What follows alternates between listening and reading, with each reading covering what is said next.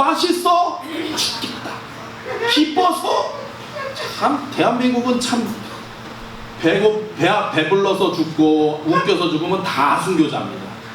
그런데 여러분, 그 말을 하나님이 그대로 죽으면 배고프니까 죽어라 해야 돼요. 그런데 여러분 뭡니까? 하나님 우편에서 예수님이 배가 불러서 감사하다는 얘기입니다. 하나님, 너무나도 내 인생의 이 질고와 환경의 어려운 물질의 고통, 정말로 사람으로 인하여서 너무나도 고통스러워 죽을 것 같습니다. 죽을 것 같아요 해도 뭐라고 말씀하시냐? 하나님, 저렇게 죽을 고통 가운데 하나님 불쌍히 여겨주세요. 하나님 불쌍히 여겨주세요. 우리의 변호사인 줄을 믿습니다. 누가 우리를 정죄할 수 있겠습니까? 없다는 거예요.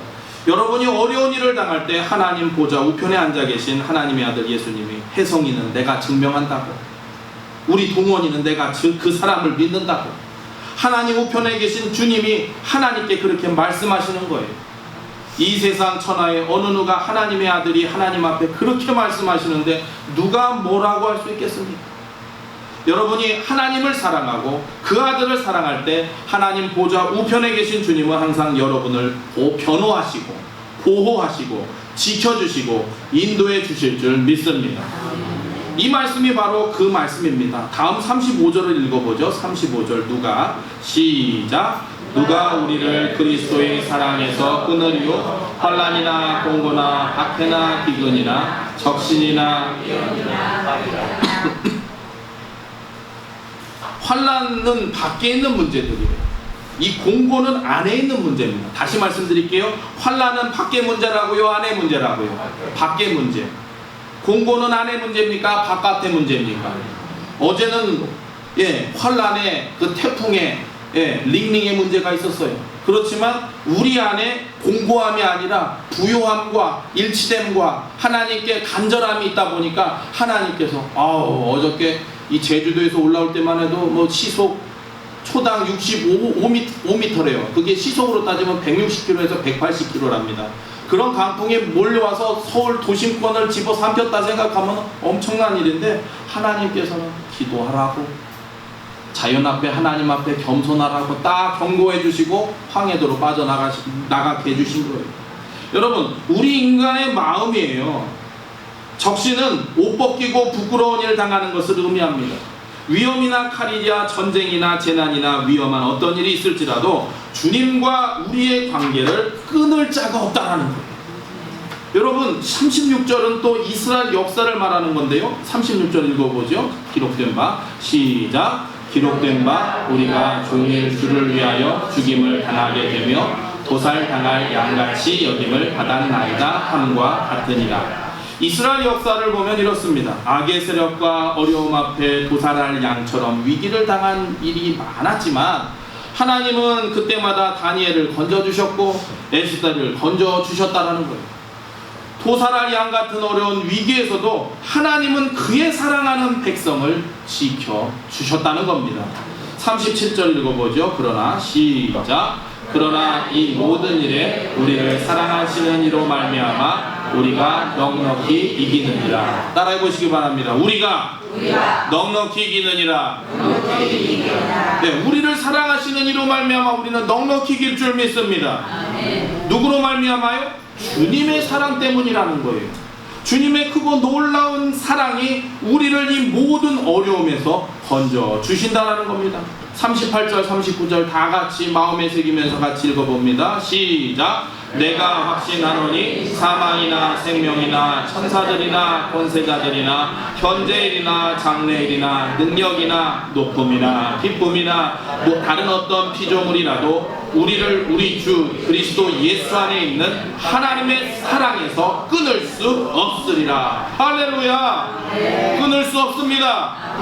믿으시기를 바랍니다. 세상에 있는 자연의 무슨 힘이든지 높은 일이든지 깊고 복잡한 일이든지 하나님의 사랑 안에 있으면 문제는 해결되고 문제는 풀어지고 감당할 수 있다는 거예요. 우리가 이 세상을 어떻게 살아야 합니까? 하나님의 사랑이 우리 안에 있어야 된다는 거예요. 내가 뭐 대단해서가 아닙니다. 사람은 높거나 낮거나 다 사랑을 먹고 사는 거예요. 사랑 안에 사랑하는 겁니다. 사랑이 힘입니다. 사랑이 능력입니다. 사랑이 우리에게 열심을 주고, 사랑이 기쁨을 주고, 사랑이 우리를 아름답게 하는 겁니다. 어떤 결혼한 가정이 있었는데 아내가 반찬을 잘 만들었대요. 이 솜씨가 너무 좋았답니다. 이 맛을 보고 감탄하지 않은 사람이 없을 정도래요. 된장이 특된장, 국이 특국, 밥이 특밥, 김치가 특김치, 아무도 따라올 수가 없더래요. 너무 맛이 있었습니다. 그렇다고 이분이 요리학원을 다닌 것도 아니더래요. 그런데 직장에서 소문이 났어요. 도시락을 들고 가면, 요즘에 도시락 들고 다니시는 직장인들 많잖아요. 이제 밥 한 끼가 10,000원이 넘어가요, 기본. 예. 그런데 도시락을 들고 가면 맛이 있다고, 어떻게 그렇게 맛있냐고들 하더래요. 모두 다 와서 냄새라도 맡으려고 합니다. 그래서 남편이 아내에게 물어봐요. 여보, 어떻게 이렇게 잘 만들어? 그러니까 아내가 말하기를 비밀은 저 상사 속에 있다고 하더래요. 아니나 다를까 밥을 할 때마다 상자를 열어보고 가서 밥을 하더라는 거예요. 거기에 뭐가 있는지 알 수가 없었어요. 아내는 남편에게 그 상자를 볼 필요가 없으니 절대로 열어보면 안 된다고 당부를 하대요. 그런데 나이가 들고 한 번은 아내가 친구들과 함께 해외에 갔더래요. 이때가 기회다. 그때 남편이 그 상자를 열어보았답니다. 그 속에는 사랑이라는 단어가 들어있더래요. 뭔 단어요? 사랑. 종이 하나에 이렇게 적어놓은 겁니다. 연필통만한 상자에 사랑이라는 단어를 적어놓았더래요. 그래서 아내가 해외여행 돌아온 애 물었더래요. 아무것도 없는데 그게 뭔 뜻이야? 사랑이 무슨 반찬을 그렇게 잘하게 하느냐고 물었대요. 그랬더니 아내가 이렇게 얘기하더랍니다. 내가 시집 오기 전날 저녁엔 친정어머니가 날 부르더니만 너는 요리를 잘해야 한다. 그래야 그 집 가서 사랑받고 행복하게 살 수 있는데 요리를 잘하는 기술은 필요가 없단다. 내가 사랑하는 마음을 가져야 한다 라고 했더래요. 그래서 남편을 사랑하는 마음을 가지라는 뜻이에요. 사랑하는 마음을 가지니까 늘 귀찮다가도 그것을 딱 열어보면 아이디어가 생기고, 김치 하나라도 양념을 더 넣게 되고, 무생채도 한 번이라도 더 쪼무락거리게 되고, 된장 하나도 뭔가 양념을 하나 더 넣게 된다라는 얘기들 하는 거예요. 마음에 이 사랑을 가지니까 어떤 사람이 만드는 것과도 다르게 되더라는 겁니다. 여러분의 가정에 문제가 있으십니까? 사랑이라는 함을 열어보시기를 바랍니다. 사랑하면 한번 살아보세요. 사랑하면서 자녀를 기르고, 사랑하면서 남편을 돌보고, 죄송합니다 남편분들에게 사랑하면서 남편을 돌보라고 그러거든요. 왜냐면 나이 먹으면 큰아들이래요. 돌보고 사랑하며 사업을 해보십시오. 사랑하며 살아보십시오. 에베소 교회는 모든 것을 가졌지만 첫사랑을 잃어버렸다고 하나님 앞에 꾸지람을 들었습니다. 그렇다면 그것은 죽은 교회라는 거예요. 다 있어도 사랑이 없으면 아무것도 없는 것이나 마찬가지라는 거예요. 대단한 것 아닙니까? 대단한 것 아니에요. 이거 사랑은 오늘날 현대인들은 모든 것을 가지고 있지만 사랑이 없어졌어요. 사랑이 없이 문제를 푸니까 문제의 답이 나오지 않습니다. 사랑은 많이 변한다고 합니다. 이 고대의 사랑은 에로스의 사랑이라고 해요. 이 고대의 사랑은 투쟁하는 사랑이라고 합니다. 그리스 로마 신화의 주제가 100%가 사랑이 주제예요. 사랑 때문에 신들이 서로 싸우고 전쟁을 합니다. 하지만 이 사랑이 기독교적인 사랑으로 발전하게 됩니다. 참고 기다리는 고린도전서의 사랑, 절제하며 모두 감사하며 살아가는 이러한 사랑으로 우리의 삶에 아름답게 뿌리를 내리게 되더라는 거예요. 그 사랑이 우리를 행복하게 해줍니다. 그러나 문해부흥 르네상스가 일어나면서 하나님 중심의 사랑, 거룩한 사랑, 참사랑에서 인간 중심의 사랑으로, 세상으로 나아가는 사랑으로 창문을 열고 모든 문화와 자연과 인간을 사랑하는 휴머니즘으로 이 사랑이 완전히 내려앉게 됐어요. 풍성한 사랑의 표현을 하면서 온 세계가 사랑에 들뜨게 되었고, 드디어 우리 인간에게는 많은 아픔과 상처가 남게 됩니다. 문해부흥이 일어나면서 이후에 현대에 와서 산업혁명과 함께 물질이 지배하고, 물질을 사랑하고, 기계와 과학과 학문이 우리 모두를 덮으면서 우리 인간의 사랑도 또다시 위기를 만나게 됐다라는 거예요. 아이고, 요즘 보세요. 저도 내비게이션 팀은 아리야 전화해줘. 누구에게 전화를 드릴까요? 홍길동에게 전화를 드리겠습니다. 띠리리. 그러면 뒤에서 그러세요. 아이고, 목사님 스마트폰 좋네요. 예. 또 아리가 왔나 보네요. 아, 요즘에 또 스마트폰에다가 내가 심심한데 재밌는 얘기 해줘. 그러면 재밌는 얘기를 해드리겠습니다. 아이고, 별게 다 나오고요. 또 아리야, 난 널 사랑해. 제가 아직 마음의 준비가 되지 않았습니다. 다음에 말씀해 주시기 바랍니다. 야, 그런데 여러분, 소니에서는 200만 원에 월 10만 원짜리 이 치매 방지 로봇이 나왔대요. 그래도 실제로 2달을 실험을 해봤는데 방지가 된답니다. 아침에 우울하면 엄마 외로워? 우울해? 좋아하는 노래 틀어줄까? 돌아와요 부산항에? 이렇게 틀어준다는 거예요. 그러니까 말벗이 된다고 하지만 여러분, 생명은 기계와 과학과 대치가 될 수 없음을 믿으시기를 바랍니다. 여기에는 위기가 있다는 거예요. 여기에는 이념적인 사랑이 막 등장하게 되어서 어떤 사상을 위해서 생명을 바치고 한국가에 지나치긴 군국주의자들이 나치즘이나 이런 사람들을 따라가면서 온 나라가 이 사랑으로 인해서 전쟁이 발발하고 이 세상은 큰 환란을 당하게 됩니다. 하지만 오늘날 어떤 하나에 집중하고 충성하고 어떤 이념을 위해서 젊음을 바친 그런 사랑이 다 지나가고 극히 이기적인 사랑의 시대를 말씀드리고자 좀 장황하게 말씀을 드린 겁니다.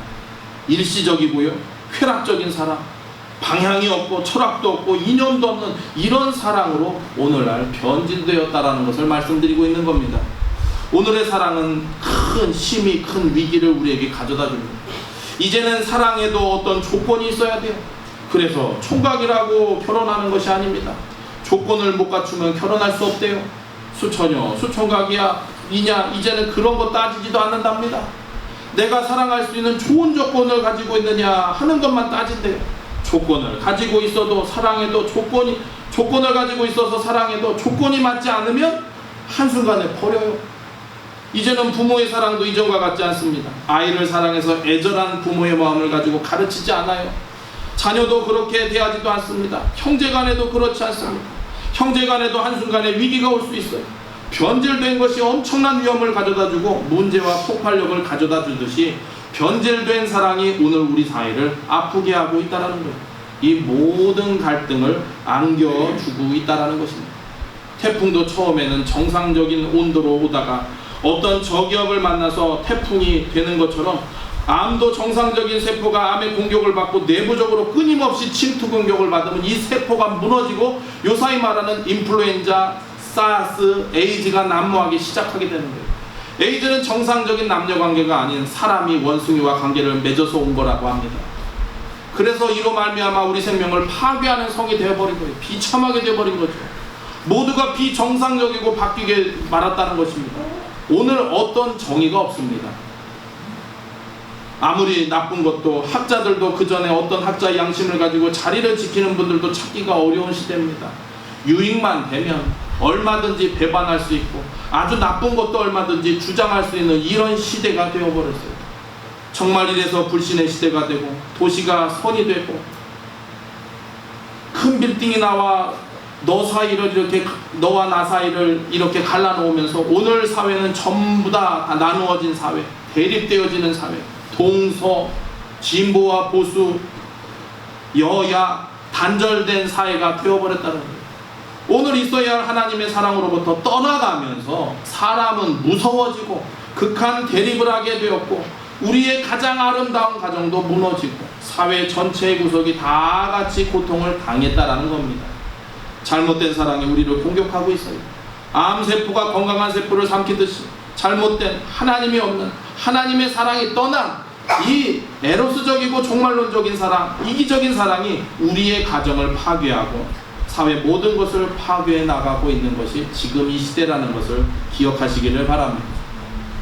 우리는 이 나라와 이 민족을 살리고 우리 모두를 살리는 풍성한 사랑, 하나님의 사랑으로 하루속히 되돌아가서 주의 사랑으로 우리의 마음을 채우고 가정을 채우고 우리의 길을 항상 인도해 주시는 주의 사랑으로 충만해야 될 줄을 믿습니다. 여러분, 주님의 사랑으로 돌아가시기를 바랍니다. 주님의 사랑으로 회복하시기를 바랍니다. 여러분이 적극적으로 주님을 사랑하고 주님의 사랑을 받아들여서 주님과 함께 이 세상을 살아가기를 바랍니다. 주님의 사랑만이 영원한 거예요. 주님의 사랑만이 능력 있는 겁니다. 우리는 주님의 사랑을 적극적으로 하려고 애를 써야 된다는 거예요. 받아들여야 되고 또 내가 사랑해야 됩니다. 제가 신문을 보니까 불광불급이라고 하는 사자성어가 있더라고요. 불광불급, 어느 것 한 가지라도 미치지 않으면 좋은 자리에 미칠 수 없다라는 뜻인데, 그래서 이 학자들에 의하면 하루에 3시간씩 10년은 전심전력으로 해야 그 분야의 조그마한 전문가가 될 수 있다고 해요. 사람이 미쳐야 합니다. 하루에 3시간씩 바쳐야 그 자리에 어느 정도 눈을 뜰 수 있다는 거예요. 그렇지 않습니까? 그것이 기본이라는 거예요. 그래서 대학만 나오면 사실은 그 분야의 개론밖에 모릅니다. 대학원을 나오고 박사까지 해야 그 분야의 전문가가 됩니다. 10년은 하루에 5시간, 6시간 전심전력해야 그 자리에 이를 수 있다는 거예요. 주님을 사랑하는 일에 여러분이 광적으로 매달려서 사랑해야 됩니다. 여러분, 내가 하나님 말씀에 하나님 사랑함에 여러분 몇 시간을 투자하십니까? 10년을 돌아볼 때 여러분들의 삶이 하나님 말씀 앞에 얼마나 전심전력으로 매달려 보셨습니까? 잘못된 사랑도 저렇게 미쳐서 빠지고 나쁜 결과에 미치는데 주님의 사랑의 탑에 올라가면 정상에 오르는 것입니다. 주님의 사랑에 이르면 인격도 건강하고 삶도 건강하고 인생도 건강해져서 위대한 능력과 힘이 있는 사람이 될 줄 믿습니다. 모든 일을 감당하는, 그래서 주님의 사랑이 내 안에 있는 사람은 밖으로부터 어떤 공격을 받아도 어떤 바이러스도 침투하지 못한다는 거예요. 에로스의 사랑이 침투하면 넘어지고 맙니다. 세계의 오페라가 있는데 라보엠이라든지 나비 부인이 있어요. 이 나비 부인을 보면 일본 여자가 미국 해군 장교와 서로 사랑을 하여서 아기를 가진 뒤에 남자가 돌아오기만을 기다려요. 나중에 그 남자가 돌아올 때 배에서 내리는데 자기 아내하고 내리니까 이 나비 부인이 상처를 받고 아이를 그 남자에게 가져다주고 자신은 자살해 죽고 마는 얘기가 나비 부인입니다. 우리는 나비 부인이니까 뭐 대단한 것 같지만 내용이 그거예요. 또 로미오와 줄리엣 또 무엇입니까? 이 세상의 사랑은 밖으로부터 어떤 공격을 받으면 그대로 무너지고 만다라는 거예요. 그런데 하나님의 사랑은 무너뜨릴 수 있는 사람이 없어요. 주님의 사랑이 여러분 안에 충만하면 안팎의 문제를 다 이겨낼 수 있다는 것입니다. 이렇게 능력 있는 사랑, 하나님의 사랑, 거룩한 주님의 사랑이 여러분과 함께 하시기를 주님의 이름으로 축원합니다. 축원합니다. 오늘 우리 사회는 모든 것이 변질되고 어느 구석 하나 건강한 구석이 없어요. 주님의 사랑을 잃어버리고 오늘 산업사회와 정보화 시대에 수많은 창들을 열었지만 하나님의 사랑의 창을 닫아놓고 우리는 정말 외롭고 절망하고 있더라는 겁니다. 주님의 사랑을 아멘으로 받아들이면서 주의 아가페의 사랑으로 승리하는 저와 여러분들이 되시기를 바랍니다. 그 사랑으로 복을 받으시기를 바랍니다. 큰 일을 하게 하여 주옵소서 간절히 기도하시는 저와 여러분들이 되시기를 바랍니다. 행복으로 만들어지는 놀라운 은혜가 예수님의 사랑뿐이라는 것을 가슴 깊이 새기시고 돌아가는 저와 여러분들이 되시기를 바랍니다. 우리 찬송하겠습니다. 찬송하신 후에 말씀 기억하시면서 우리 같이 기도하겠습니다. 찬송가 288장입니다. 예수를 나의 구주 삼고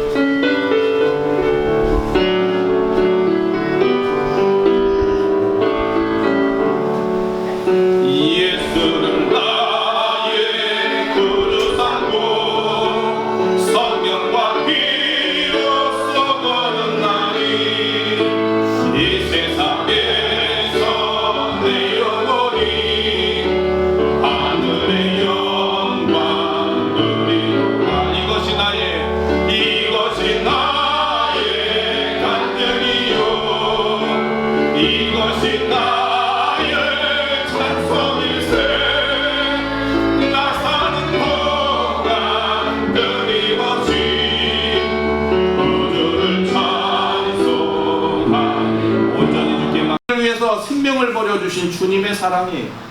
오늘 우리는 그 사랑으로 인해 여기까지 온 줄을 믿습니다. 할렐루야. 우리는 사랑하는 하나님의 자녀가 되었습니다. 우리 인간에게 가장 중요한 것은 어느 누구에게나 말할 필요가 없이 사랑이에요. 옆에 분한테 얘기합니다. 자기 나 사랑하십니까? 시작. 자기 나 사랑하십니까?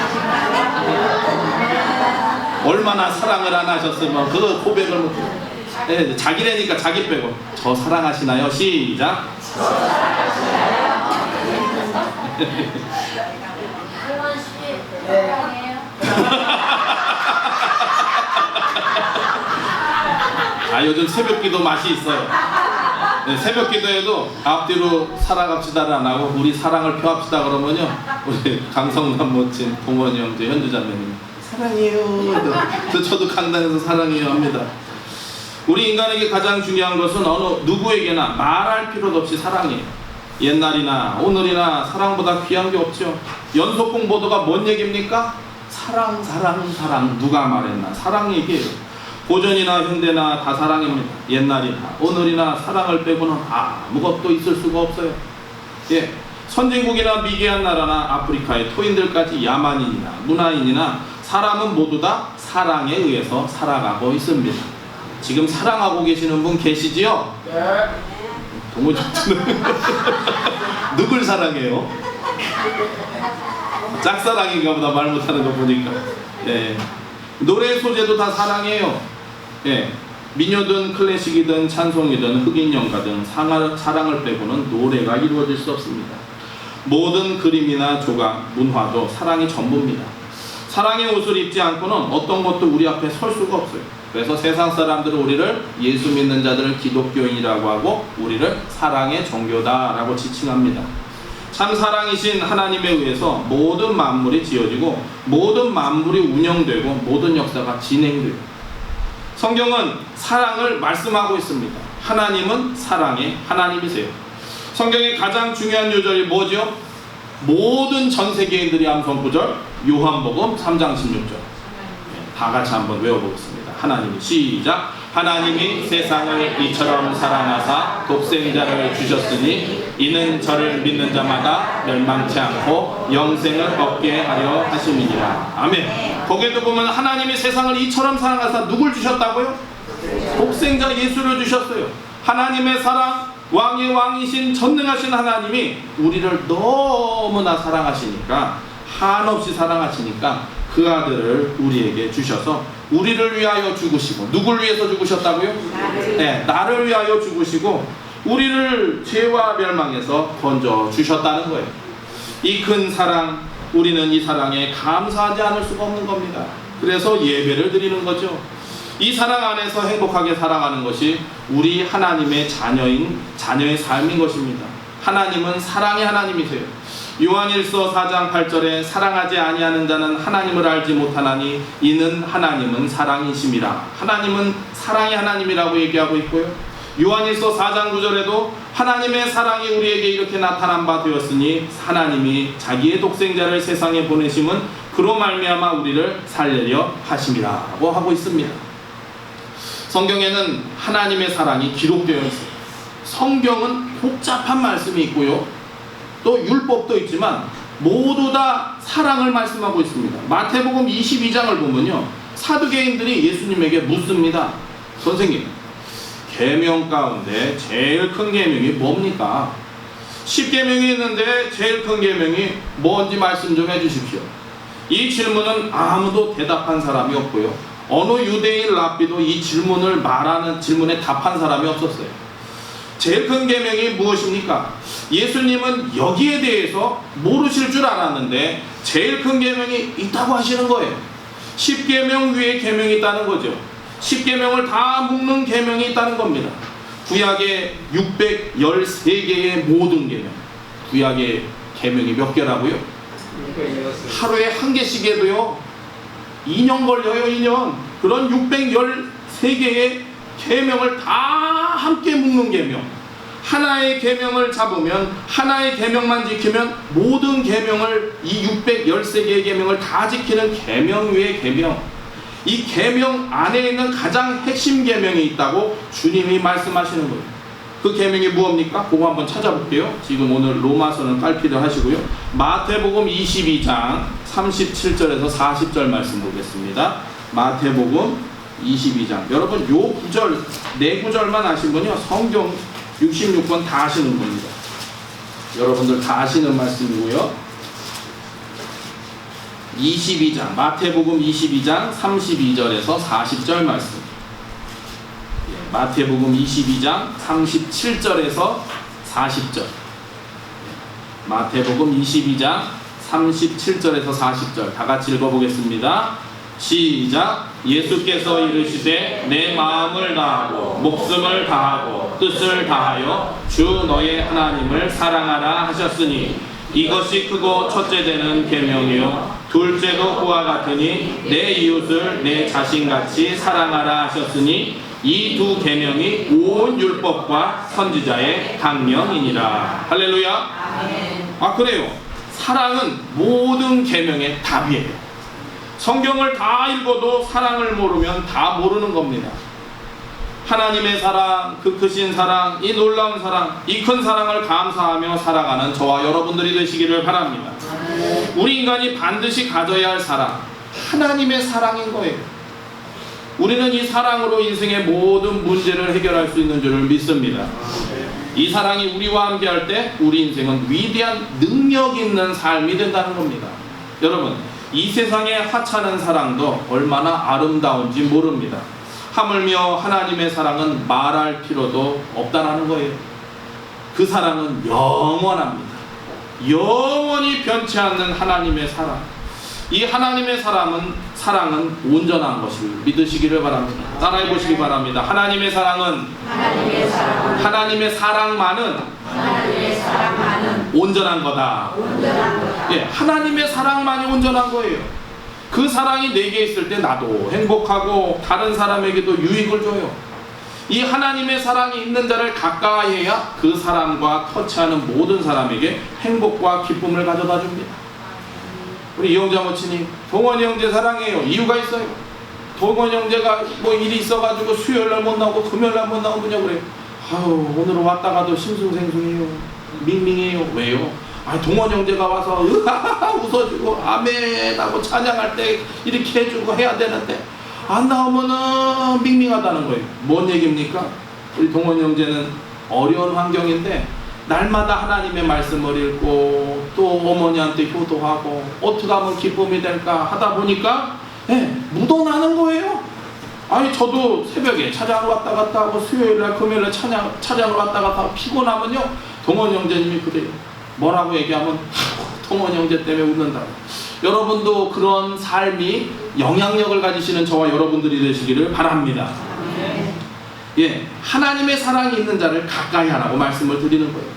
딱 10년 전 2019년 제천에서 있었던 전씨라고 하는 27살 된 분은 택시 운전기사인데 그분의 기사입니다. 이 사람은 에이즈에 걸렸는데 그걸 감추고 70여 명의 여인들과 성관계를 맺었다는 거예요. 여러분, 택시를 타고 호텔로 가자고 하니까 수많은 가정주부들이 다 따라가더랍니다. 에이즈 걸린 이 사람도 나쁘지만 오늘 이 시대가 이렇게 잘못된 사랑을 하고 있는 거예요. 변질된 사랑이죠. 정상적인 사랑이 아닙니다. 여러분, 지금 현재가 아니라 10년 전에 이랬다는 거예요. 그들은 잠깐 죄악 속에서 사랑했을지 몰라도 그 사랑 때문에 그 한 사람과 그 가족은 산산조각이 나고 말았다는 거예요. 또한 에이즈는 나병보다 더 무시무시한 병입니다. 온몸이 다 썩어 죽어가는 그 모습을 온 가족들이 다 지켜봤는데 어떻게 되겠어요? 비참하지 않았겠습니까? 모두 사랑으로 움직이는 세상인 것 같지만 하나님의 사랑을 떠난 사랑은 위험하다라는 걸 좀 극단적으로 기사를 들어서 말씀을 드리는 겁니다. 문제가 있습니다. 우리는 하나님의 사랑을 해야 할 줄 믿습니다. 이 사랑은 아름답습니다. 이 사랑은 다른 모든 사랑으로 인하여 주어진 아픔도 다 치료해주는 사랑이에요. 얼마나 온전한 사랑인지, 거룩한 사랑인지, 아름다운 사랑인지 모릅니다. 이 사랑이 가는 곳은 모두를 살리는 하나님의 사랑, 아가페의 사랑인 거예요. 오늘 우리는 주님의 사랑으로 죄사함 받고 변화되고 주님을 나의 구주로 모시면서 이곳에 나온 줄 믿습니다.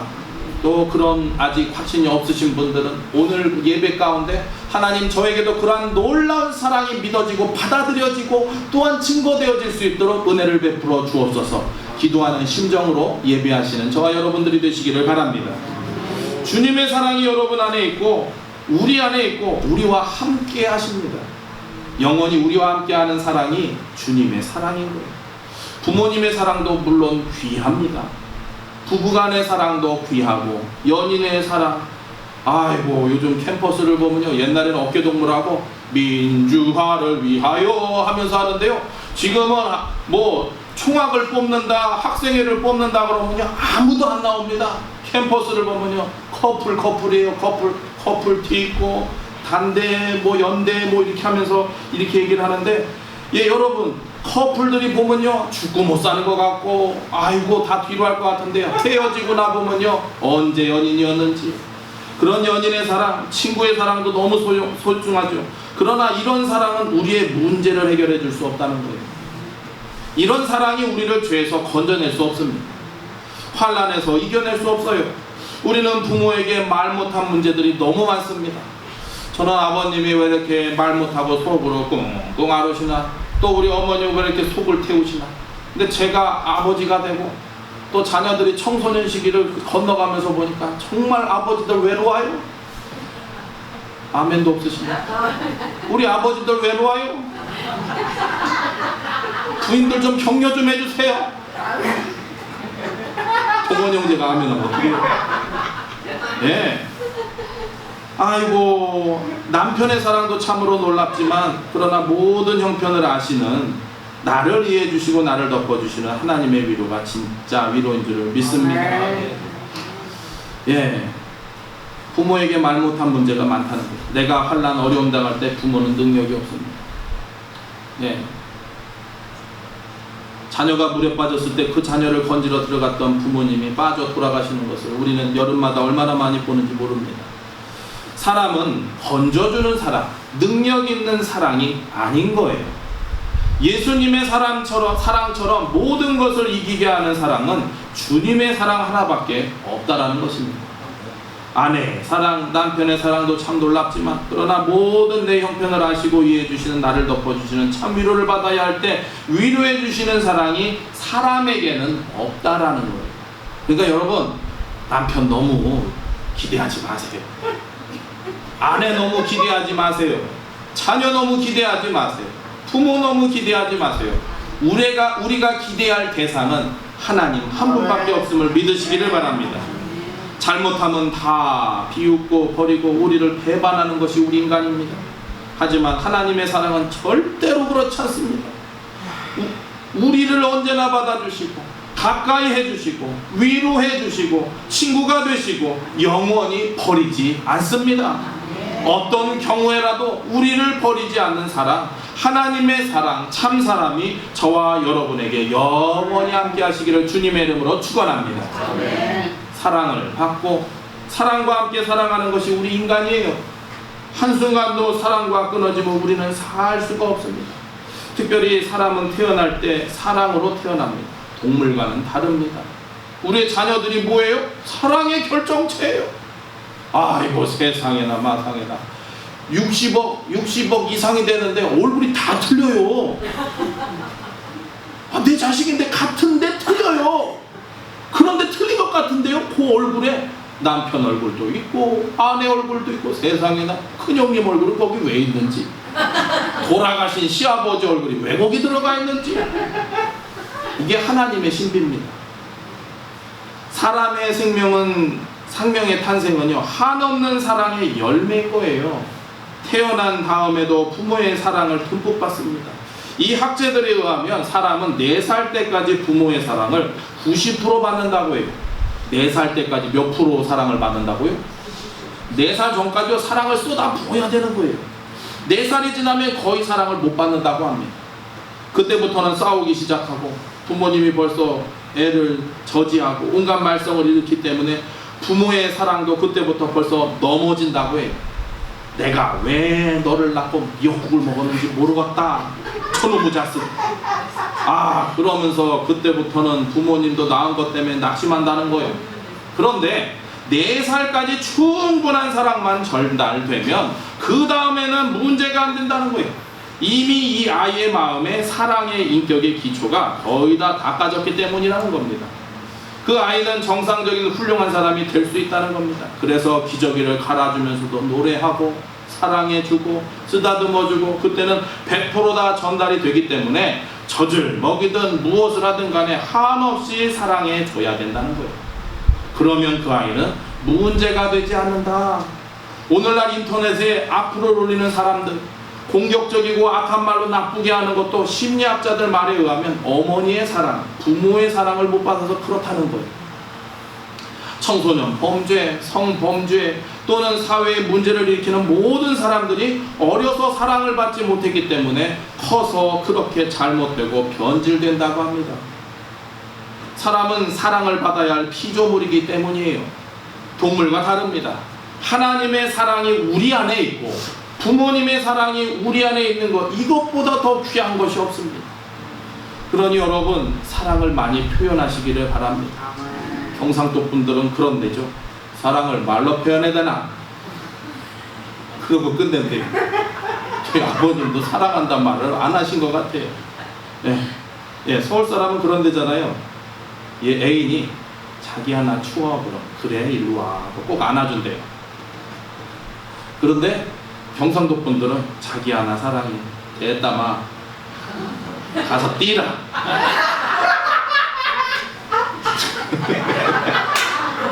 예, 하여튼 멋대가리가 없대요.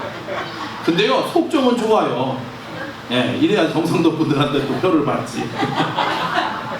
속정은 좋아요. 예, 부모의 사랑이 있어야 된다는 거예요. 그런데 설령 부모의 사랑을 못 받아서 태어날 때부터 고아원에 넘겨졌을지라도 하나님의 큰 사랑을 만나면 그 사람은 정상적인 사람이 될 수 있고 모든 것을 회복할 수 있습니다. 반면에 설령 부모의 사랑을 한없이 받았더라도 하나님의 사랑이 없이는 사람을 훌륭한 사람으로 기를 수 없다는 거예요. 그러니까 여러분, 주님의 사랑이 우선이 돼야 된다는 거예요. 주님의 사랑이야말로 반드시 우리에게 있어야 할 절대적인 사랑이더라는 겁니다. 우리에게 필요한 사랑은 바로 하나님의 사랑인 줄을 믿습니다. 오늘 본문을 보겠습니다. 로마서 8장 31절 한번 읽어보죠. 그런즉 로마서 8장 31절 그런즉 읽어봅니다. 시작. 그런즉 이 일에 대하여 우리가 무슨 말 하리요? 만일 하나님이 우리를 위하시면 누가 우리를 대적하리요? 하나님이 우리를 사랑하고 우리와 함께하면 누가 대적하겠냐는 거예요. 32절 읽어봅니다. 자기 아들을 시작. 자기 아들을 아끼지 아니하시고 우리 모든 사람을 위하여 믿으시니라. 어찌 그 아들과 함께 모든 것을 우리에게 주시지 아니하겠느냐. 아멘. 아들까지 주신 하나님이신데 다른 거야 무슨 문제가 되겠어요? 하나님이 우리를 얼마나 사랑하셨으면 그 아들을 십자가에 못 박게 죽게 하시고 우리를 건져주셨겠냐는 거예요. 멸망에서 구원해 주시니 그 큰 사랑, 이 놀라운 사랑을 우리에게 주셨는데 다른 것들 뭘 못 주시겠습니까? 부유하신 하나님은 아무것도 어려운 게 없다는 것을 여러분 기억하시기를 바랍니다. 하나님은 우리를 사랑하시는 줄을 믿습니다. 33절 읽어보죠. 33절 시작. 누가 능히 하나님께서 택하신 자들을 구하리요 의롭다 하시는 하나님이시니. 아멘. 누가 능히 하나님이 택하신 자들을 송사하리. 의롭다 하신 이는 누구시라고요? 하나님이시라는 거예요. 송사라는 말은 법적인 용어인데요, 고소라는 겁니다. 고소. 송사가 뭐라고요? 고소. 그래서 로마서에 보면 율법이 우리를 고소하고 양심이 너는 죄인이라고 고소하는 겁니다. 하지만 아무리 법으로 우리를 죄인이라고 할지라도 하나님이 우리를 정죄하지 않았는데 하나님이 우리를 의롭다고 하는데 누가 너를 괴롭히겠느냐라는 말씀이 이 말씀의 뜻입니다. 할렐루야. 그 다음 34절을 다 같이 읽어보겠습니다. 누가 정죄하리요? 시작. 누가 정죄하리요 죽으실 뿐만 아니라 다시 살아나시는 그리스도 예수시니 그는 하나님 우편에 계신 자요 우리를 위하여 감사하시는 자이십니다. 할렐루야. 그래요. 누가 우리를 정죄할 수 있겠습니까? 지금 우리를 위하여 죽으시고 부활하시고 하나님 보좌 우편에 앉아 계신 주님이 계시는데 누가 우리를 대적하겠느냐는 말이, 예수님이 하나님 우편에서 우리를 위하여 계속 기도하시며 우리를 변호하고 계시는 줄을 믿습니다. 주님이 여러분을 변호하고 계시는 거예요. 여러분 살다가 보면 뭔 말을 많이 하십니까? 배고파? 죽겠다. 웃겨서